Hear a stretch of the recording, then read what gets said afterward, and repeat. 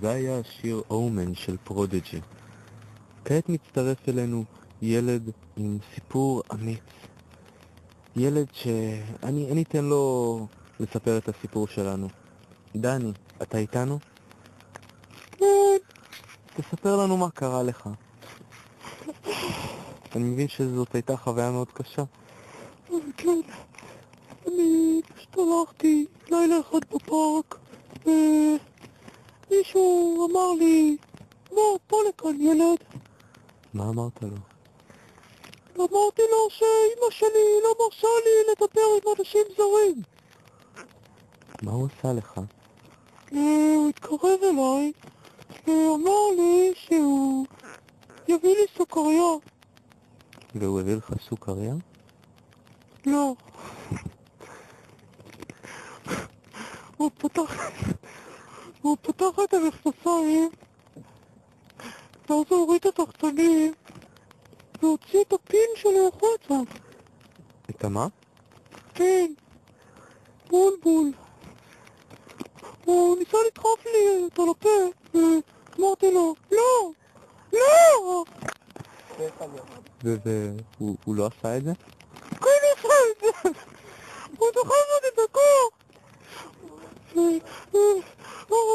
הוא לקח אותי לשיחים, הוא אמר לי, תמצוצי את הזין, ואני אביא לך סוכריות. מה עשית באותו רגע? בכיתי, וצעקתי, לא! לא! והוא הפסיק? לא, המשיך.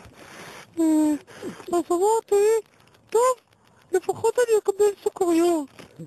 אז התחלתי למצוא את המולמול, את הפין,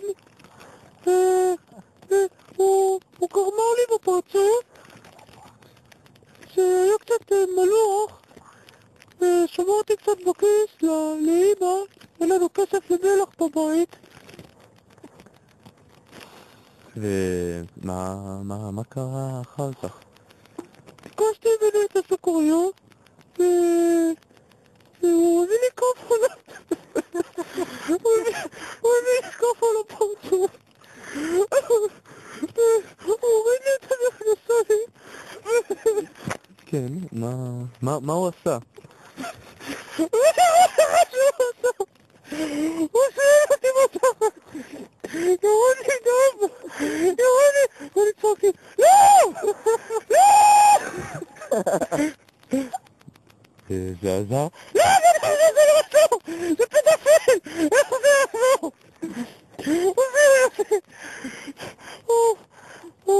הוא גמר לי בתחת, וזה בסדר, כי אחרי זה חרבנתי את זה, והשתמשתי בזה על השטיצל, ושיהיה מלוח, וטעים אחרי זה.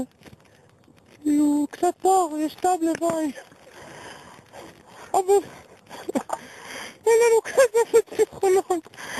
כן, פה תם השידור, תורידו אותו מהקו בבקשה.